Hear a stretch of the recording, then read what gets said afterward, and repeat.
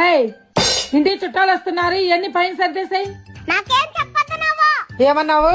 నాకేం చెప్పొద్దున్నావు? 9 నెలలు నిన్ను కానీ కష్టపడి పెంచినందుకు నా జన్మ ధన్యమైపోయిందిలే. ఎక్కడ కష్టపడ్డావు నువ్వు? 9 నెలలు. నువ్వు ఎక్కడ కష్టపడ్డావు? నేను కష్టపడ్డా 9 నెలలు.